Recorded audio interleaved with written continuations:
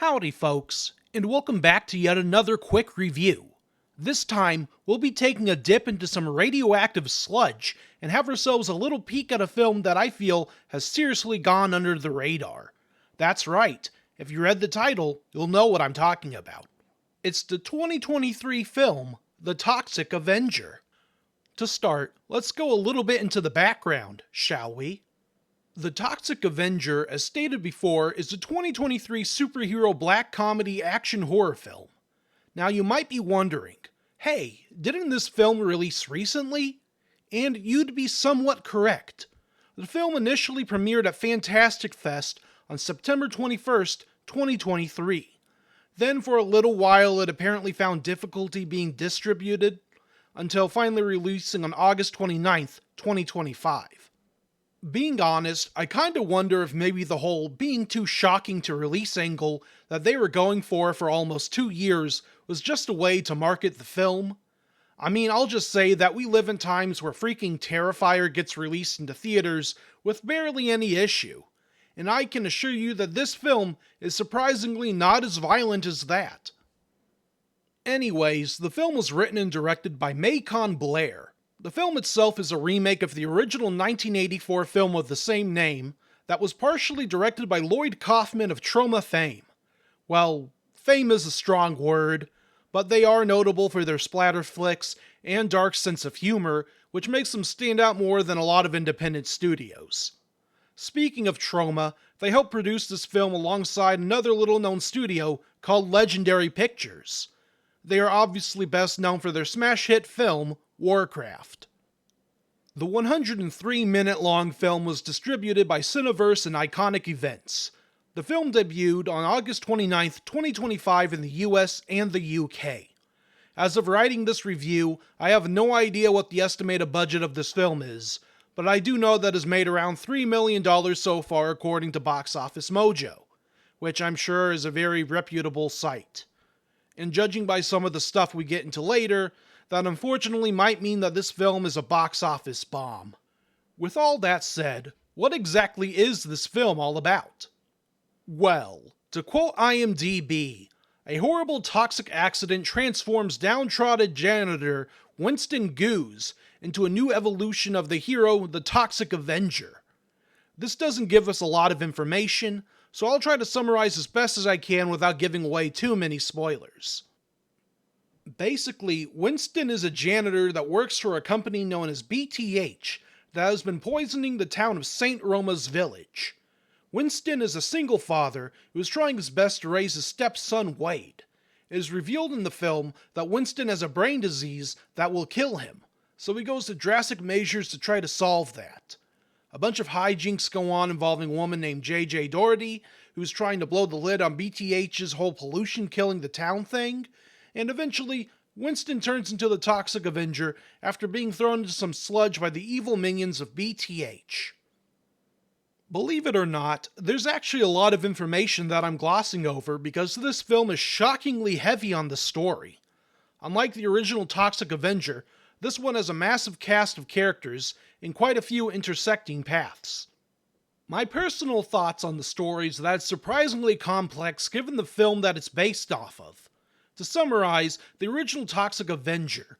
A group of murderous bullies dump a goofy teen into a barrel of toxic waste, and out pops Toxie. Here we have corporate espionage, family drama, superhero action, a murderous band known as the Killer Nuts, and Elijah Wood having a seriously bad hair day. And you know what? After the shock of all that going on wears off, it actually works pretty well for the film.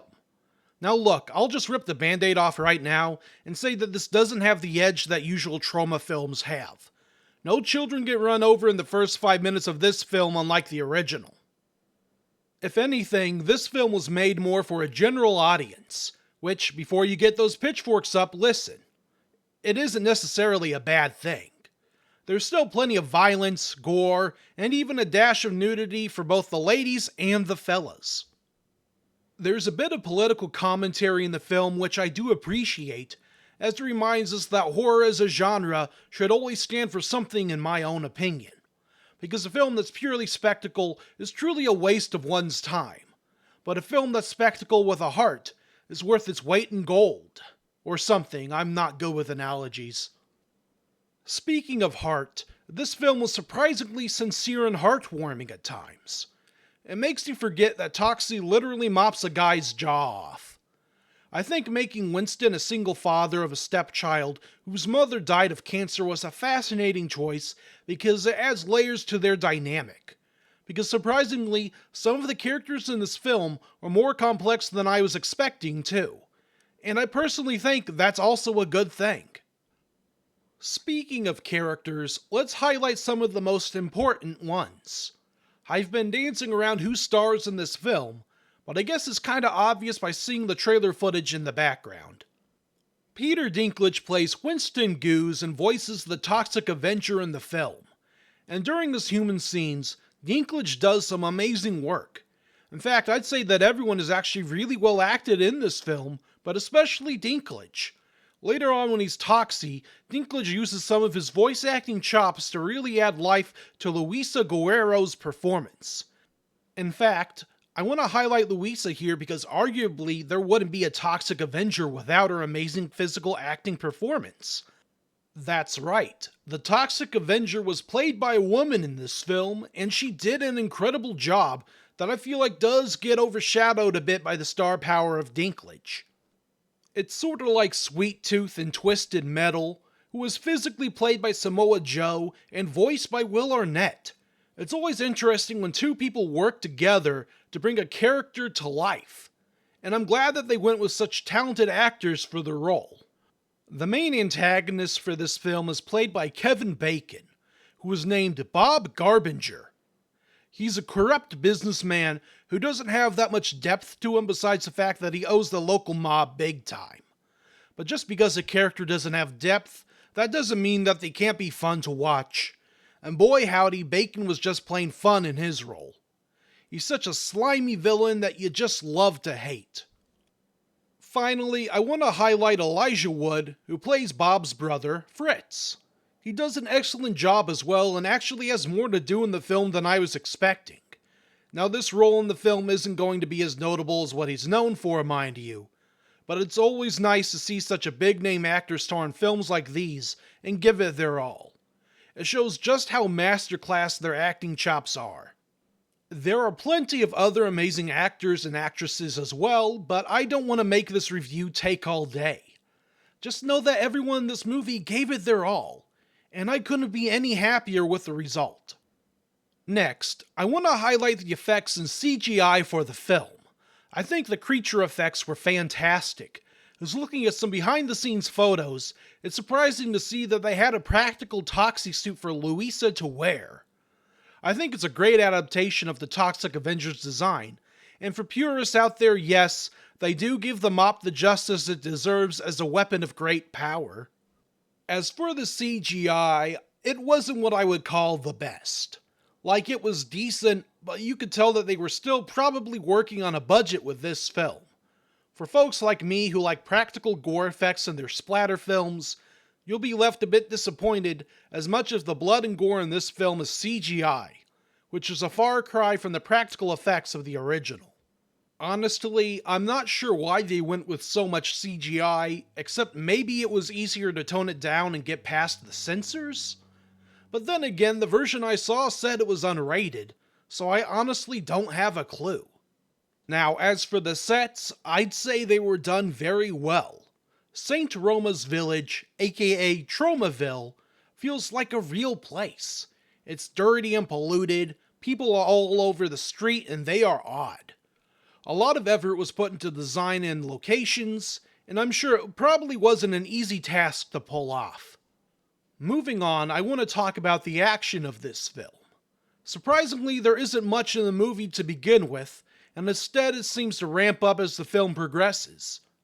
Well, I say that, but the most violent scene in this movie happens a little bit into the Toxic Avenger trying to establish himself as a hero. It's in a restaurant scene. You'll know it when you see it. The horror aspects of this film are really only contained in the scenes that depict gratuitous violence that feels just a bit watered down when compared to everything else out there on the market. I don't know if I've just become numb to over-the-top gore, or maybe I was just setting myself up for something that truly made the film feel unrated. But either way, it isn't a very scary film unless you're squeamish about CGI violence. Then there's an aspect that I thought was done very well, the humor. There's a lot of gags in this film that I thought was especially funny. There are little details hidden throughout the backgrounds of the film that I didn't catch at first, but luckily since my brother and I were in an empty theater all to ourselves, we sort of talked out loud and pointed out stuff for each other that we otherwise might have missed if we were focused on being quiet. Not every joke will land, mind you, and that's okay. Humor is incredibly subjective. If you like the classic 69 that's so funny brand of humor, then I think you'll like what this film has in store. It isn't afraid to not take itself seriously, but it also isn't afraid to let sincere moments play out either. It's a really fascinating blend.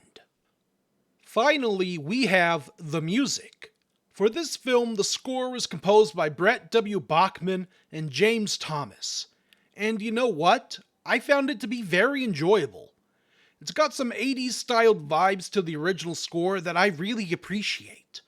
There's also plenty of licensed music too that fits the monster core aesthetic that this film has established.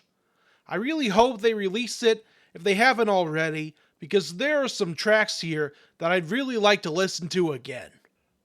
So overall, would I recommend the 2023 Toxic Avenger remake that was released in 2025? And my answer would be absolutely. It isn't a perfect film, mind you, and it really doesn't resemble much of the original besides attempts at over-the-top violence. But it has a really nice core to it, and some excellent acting that I think deserves to be seen. In a world where films have started to become more homogenized and sterile through their remakes, the Toxic Avenger still tries to hold on to what makes it unique. It doesn't always stick the landing like with the CGI violence, but it doesn't need to. It's just trying to be its own thing, without concerns that there would be a sequel or an expanded universe. At the end of the day, this film really did try. And I think it succeeded where so many others have failed because it's honest.